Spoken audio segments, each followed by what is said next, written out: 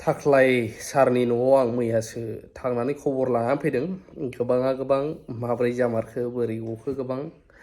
मिथिनो लुबैनायबो दंमोन। बिनि सिगां जोंहा दंफां सिखावनिखौसो जोङो गोबाङा खौरांखौ मोनखाबाय, गोबां भाइराल जादों खौरां ससियेल मिडिया फेसबुकफोराव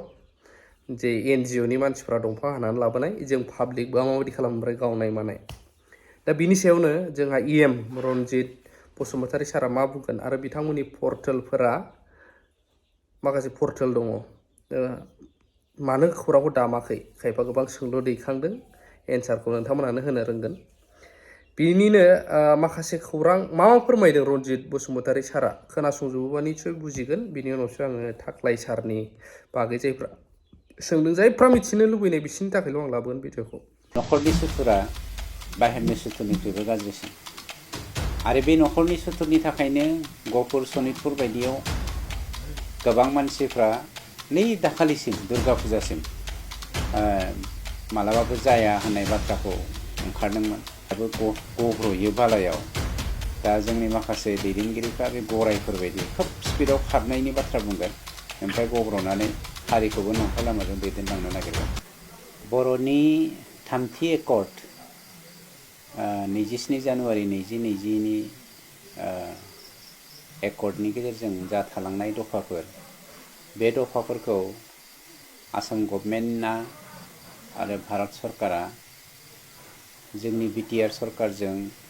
लोगोसे दुलाराय बर' फरायसा आफादजों जथायै सावरायलायनायनि गेजेरजों लासैयैब्लाबो मोनफा मोनफा इमप्लिमेन्टेसन खालामगासिनो दङ। आरो दिनै जोङो दाखालि बावैसो एक्जेक्टलि आं डेटखौ बावबाय, गभर्नमेन्ट अफ आसाम, बर' साहित्य सभा, दुलाराय बर' फरायसा आफाद आरो गभर्नमेन्ट अफ BTC लोगोसे जोंनि XNDBनि माखासे रिप्रेजेन्टेटिभ जथायै सावरायनाय बायदियै जोङो चिफ मिनिस्टारजों सावरायदों। बे सावरायनाय बायदियै बिथाङा एसुरेन्स होदों जे खोब खम समनि गेजेरावनो गामि सोसननायनि बाथ्राखौ जोङो क्लियार खालामसिगोन आरो बेनि नटिफिकेसनखौ जों होनायनि बेबस्था लासिगोन होननाय लेखानो 47टा गामिखौ डिक्लारेसन होनाय जादों।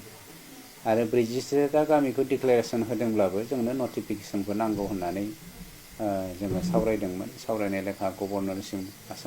आसाम सरकारा प्रप'जालखौ हरदों, गावसोरनिफ्राय माबायदि खालामो बेखौ सिस्टेमेटिकेलि खालामनानै। ओमफ्राय दाखालि जोङो आसाम गभर्नर बिथांजों दुलाराय बर' फरायसा आफाद, जोंनि बर' हारिनि सिनस्रि बर' साहित्य सभा आरो जोंनि सरकार जों जथायै सावरायनाय बायदियै गभर्नरा बे साननैसोनि गेजेरावनो डिक्लार होनायनि नटिफिकेसनखौ होनायनि बाथ्रा होदों। आरो दिनै थारैनो बाथ्रा लाखिनानै गभर्नर हाउसनिफ्राय मानाव गेदेर गभर्नर बिथाङा 47टा गामिनि नटिफिकेसनखौ होबाय। बेखौ लानानै जोङो आं बेक्तिगत भाबे बहुद गोजोननाय मोनदों। दाजाबदेरनाया बेनो, जाय मिजिंखौ जोङो बेसेबांबा बोसोरनिफ्रायनो सुजुबोदोंमोन, बे मिजिंखौ दिनै जोङो मोगथाङाव जाफुंहोनो हाबाय। गतिके बेनिख्रुइ देरसिन रंजाथावना दिनैनि दिनाव मा थानो हाबावगौ। आं सान्दों दिनैनि दिनाव दाखालि जों जेसेबां रंजानायजों खुसिजों खामानि मावलांदोंमोन, दिनैनि दिनाव बांसिन रंजानांगौ जोङो होननानै आं सानो आरोना। 47टा गामिया हाबनायखौ गोबां सुबुंफ्रा हेंथा खालामदोंमोन, नाथाय दिनै जाफुंबाय। स्वाभाबिक, मानोना न'खरनि सुथुरा बाहेरनि सुथुरनिख्रुइबो गाज्रिसिन आरो बे न'खरनि सुथुरनि थाखायनो गहपुर सनितपुर बायदियाव गोबां मानसिफ्रा नै दाखालिसिम दुर्गा फुजासिम मालाबाबो जाया होननाय बाथ्राखौ ओंखारदोंमोन। इभेन सोरबा लिडारा नटिफिकेसनखौ मोनालासेनो रंजाग्लांनायखौ जोङो सुखुनाय मोनाखै होननानै बुंनाय बाथ्राखौबो जोङो भाइरेल जानायफोरखौबो मोनदों। जोंनि थांखिया जादों प्रेक्टिकेल, जों बेवहाय खुनु थियरिखौ लानानै मानसिनि सिगाङाव थांनानै बाथ्रा बुंहैनो नागिरा। आरो सोरबाया बुंबावगोन दा थिग दं 41आ जाबाय, बाखि 19आ मानो जादिया होननानैबो बुंगोन। बे 19आबो जागोन गतिके जाय जायफ्रा बुंदों बिसोरथ' आरो मा होनबावनो माने जेब्लायबो गराया मोनसे बाथ्राखौ सानो दे गाव बयनिख्रुइ गोख्रैसिन खारनो हाग्रा जिब होननानै खिन्थु गराया बेखौ मिथिया जे बालाबारियाव खारोब्ला जे गरायाबो गब्र'यो बालायाव दा जोंनि माखासे दैदेनगिरिफ्रा बे गरायफोरबायदि खोब स्पिडआव खारनायनि बाथ्रा बुंगोन ओमफ्राय गब्र'नानै हारिखौबो नंखाय लामाजों दैदेनलांनो नागिरगोन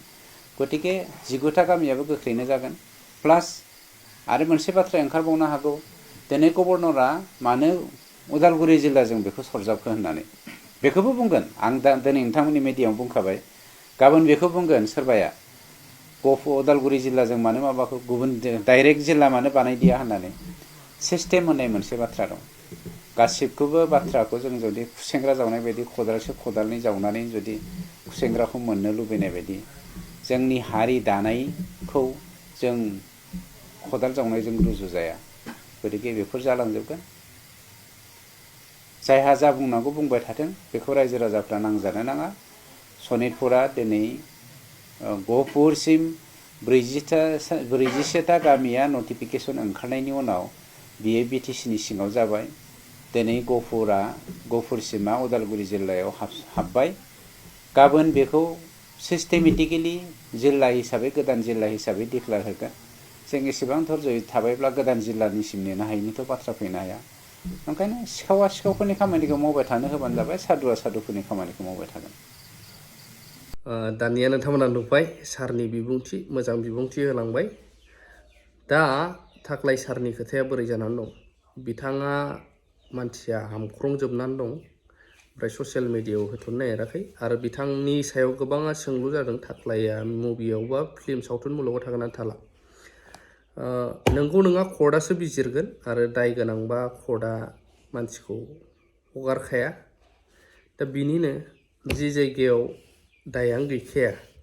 नुनाय मानियाव प्रुफ गैयाबा कर्टआबो जेबो खालामा नाथाय प्रुफ थायोब्लासो कर्टआ साजाखौ फोसावो मानसिया फुरा डिप्रेसआव थांनानै फिसा जालांबायमोन गाव फोरमायनाय बायदिबा इसोरनि अननाय इसोरनि बोसोनफोरखौ लानानै इसोरजों दैदेनजानाय गावनि फोथायनायजोंसो गाव दङ आरो हानख्रबलांजोबबाय मानसिया दा जाय गोसो गुदुंफोर सापर्ट खालामग्रा बिथांखौ गावसिनि लोगोफ्राबो खबर लादों आरो न'आवनो दङ बिथाङा दायो खबर लाहैनो हागोन आरोना जेबोलाय बिदि दा मा जागोन मिथिथ'वा नाथाय बिथाङा बेलाव गबोबाय आसा खालामो दा जबाबो मोनफिनगोन बिथाङा जुदि बिथांहा जेबो दायानो गैमाराबा प्रुफ गैयाबा जाय रियेल दायनिगिरि बिथांमोना दाबो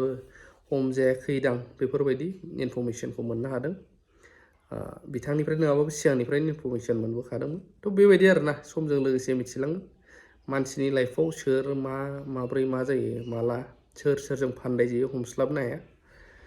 सोरनि आखला माबायदि बेखौबो जों हमजोबनो हाया थेवबो खायफा नोङैयावबो मालाबा फान्दाय जानायबो जायो थ' बेखिनियानो आरो आपडेट आं मैया लोगो हमनानै फैबाय बिथाङा ससियेल मिडियायाव फैगोन टाइम लानानै अब्ला गुवारै मिथिगोन गावनो फोरमायनायखौ बेनो